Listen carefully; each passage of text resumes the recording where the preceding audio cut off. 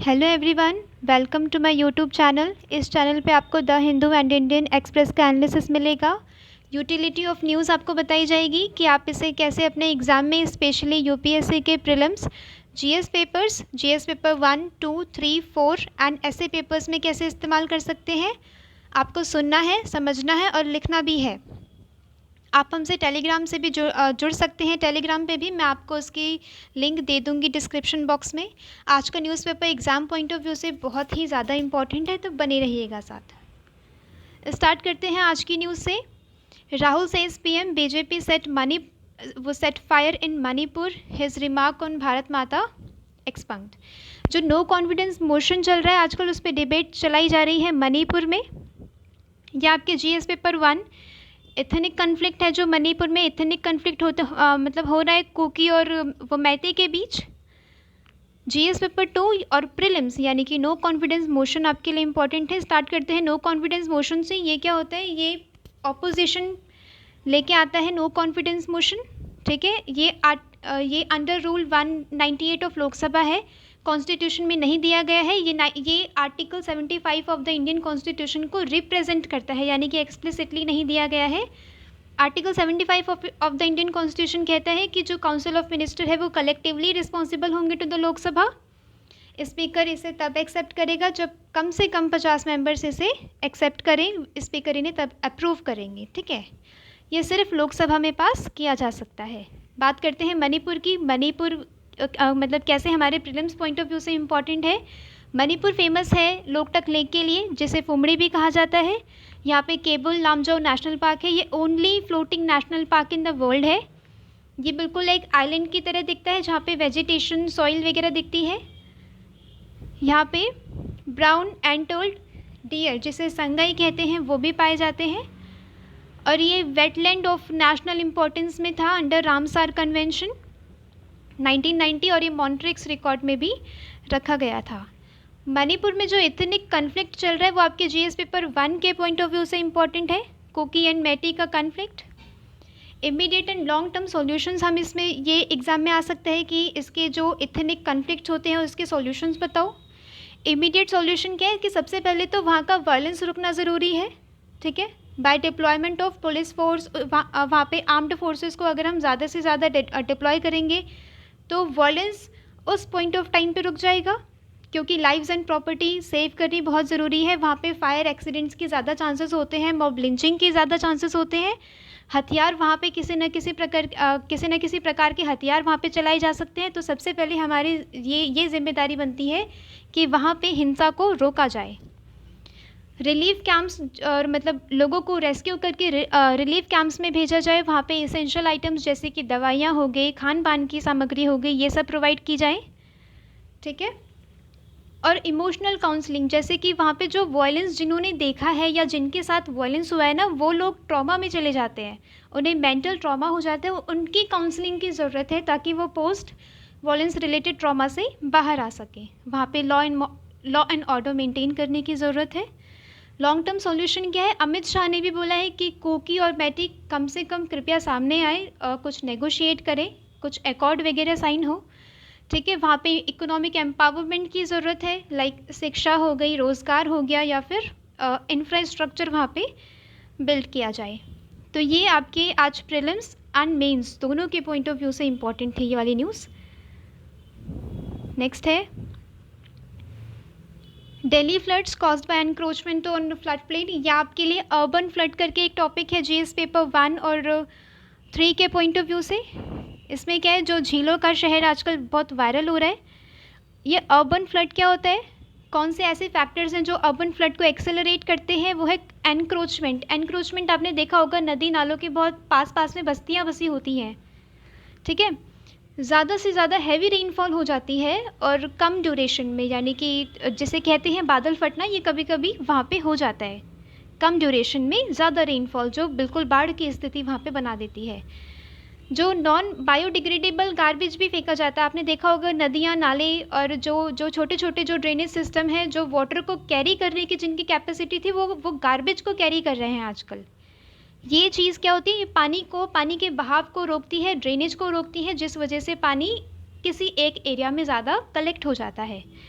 कॉन्क्रिटाइजेशन of urban spaces, buildings बन गई हैं, रोड्स बन गए हैं। अब आप देखेंगे कि जो सॉइल है, मिट्टी है, पेड़ पौधे हैं, ये आपको बहुत कम जगह मिलेगी। तो इस वजह से क्या हो रहा है, ना फॉरेस्ट है, ना प्लांट्स है, ना सॉइल है, जिस वजह से सीपेज नहीं हो पा रहा है पानी का ज़मीन के अंदर, वाटर टेबल में। वो क्या हो रहा है, वो सरफेस रन ऑफ ज़्यादा हो रहा है। वे फॉरवर्ड क्या है, ब्लू ग्रीन इंफ्रास्ट्रक्चर को डेवलप किया जाए। Blue is for water, water related drainage infrastructure वहाँ पे ठीक किया जाए। और ग्रीन मतलब ग्रीन स्पेसेस लाइक पार्क्स हो गए, फॉरेस्ट एरियाज़ हो गए, या अर्बन फॉरेस्ट हो गए। ठीक है। नेक्स्ट है स्पंज रोड्स। ये चाइना ने रिसेंटली बिल्ड करी है स्पंज रोड्स, न्यूज़ में था काफ़ी दिनों पहले।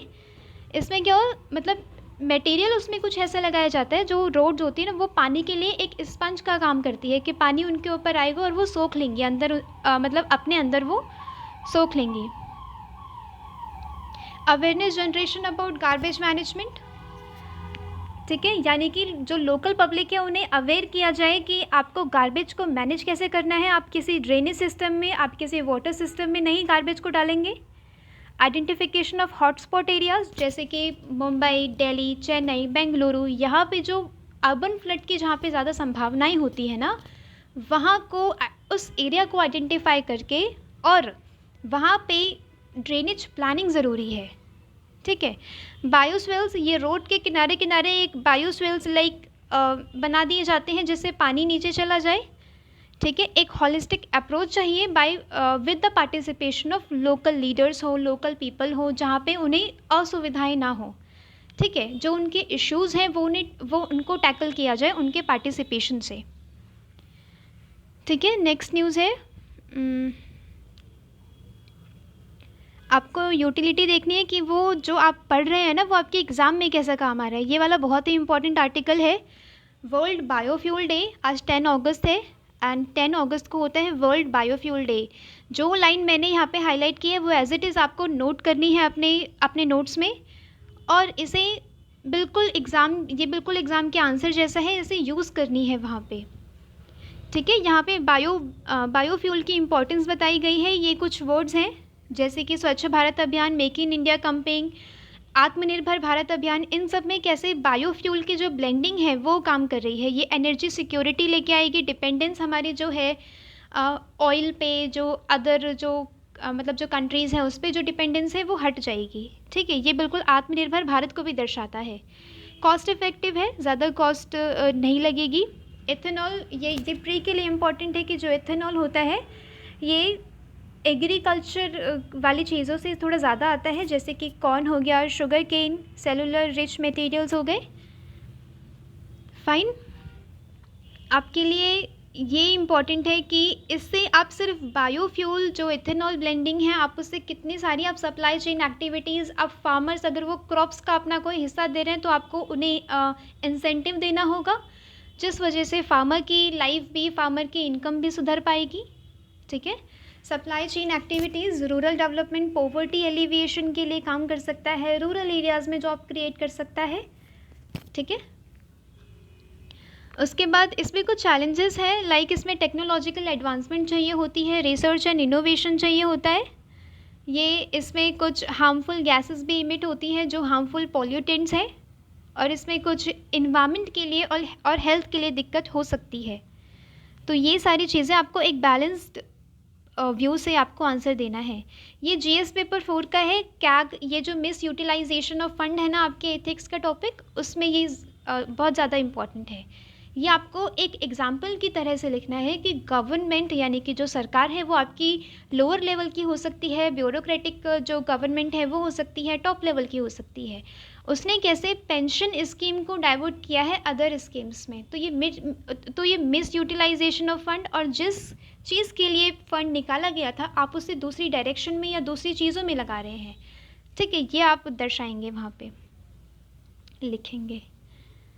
ठीक है। ये किलादी में मिला है, exhibition site located 12 kilometre south east of Madurai. यहाँ पे crystal quartz weighing unit from Sangam era का यहाँ पे एक क्रिस्टल टाइप कुछ मिला है, क्रिस्टल की एक क्वार्ट्ज मिला है एग्जीबिशन से। ठीक है, बिल्कुल क्रिस्प आपको रखना है कि आज के न्यूज़पेपर से ऐसी कौन सी चीज़ें हैं जो आप इस्तेमाल कर सकते हैं अपने एग्ज़ाम में। यहाँ पे जीएस पेपर 3, यहाँ पे agriculture plus technology in agriculture भी यूज़ कर सकते हैं। ये दोनों टॉपिक्स के लिए इम्पॉर्टेंट है। इसमें कह रहे हैं कि अगर सीड जो मेकिंग टेक्नोलॉजी अगर आ जाए, वो क्या हो, टेक्नोलॉजीज़ को यूज़ किया जाए सीड मेकिंग में।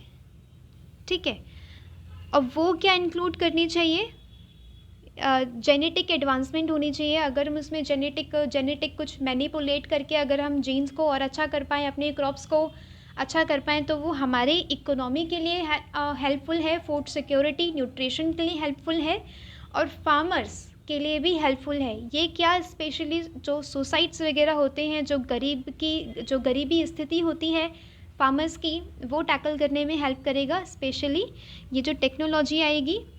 क्योंकि जो इनपुट्स होते हैं जैसे कि सीड्स हो गए, फर्टिलाइज़र्स हो गए, पेस्टिसाइड्स हो गए, लैंड, लेबर, इन सब में क्या होता है, काफ़ी कॉस्ट लगती है, जिस वजह से किसान आ जाता है कर्ज़े में। ठीक है, अगर टेक्नोलॉजी अगर हम सीड्स में लगा देना तो उनका काफ़ी मुनाफा हो सकता है और वो सीड्स हम सब्सिडाइज्ड रेट में फार्मर्स को प्रोवाइड करा सकते हैं। ठीक है, इसमें हमें रिसर्च एंड डेवलपमेंट करना होगा, पब्लिक एंड प्राइवेट सेक्टर्स का पार्टिसिपेशन इसमें होना चाहिए, ताकि हम environment friendly and better farming seeds affordable cost पे हम प्रोवाइड करा पाएँ फार्मर्स को। ठीक है, तो नेक्स्ट चलते हैं। कुछ भी हाईलाइट हो गया है। स्नैपशॉट्स ऑफ ब्रेक थ्रू, ये यहाँ पे मल्टी डायमेंशनल पॉवर्टी इंडेक्स बताया गया है। ठीक है, हेल्थ, एजुकेशन, लिविंग स्टैंडर्ड, ये सब कवर करता है। ये आपके लिए प्रीलिम्स के पॉइंट ऑफ व्यू से इम्पॉर्टेंट है। यहाँ पे कुछ स्कीम्स लिखी हैं जो आप अपने आंसर्स में लिख सकते हैं, जीएस पेपर 3 के आंसर्स में, लाइक जल जीवन मिशन, स्वच्छ भारत सौभाग्य, उज्ज्वला योजना, जन धन योजना, पोषण अभियान, आयुष्मान भारत, समग्र शिक्षा, ताकि जो बीमारू जो स्टेट्स हैं, ठीक है, आप उसमें वो उनके उत्थान में हेल्प कर सके, जैसे कि बिहार, मध्य प्रदेश, राजस्थान, उत्तर प्रदेश। ठीक है, ओके, और कुछ इसमें नहीं है। ठीक है, तो आज का न्यूज़पेपर एनालिसिस यहीं पे कंप्लीट होता है। ओके, तो बने रहिएगा साथ। आप टेलीग्राम चैनल पे भी जुड़ सकते हैं, मैं आपको उसकी लिंक प्रोवाइड कर दूँगी।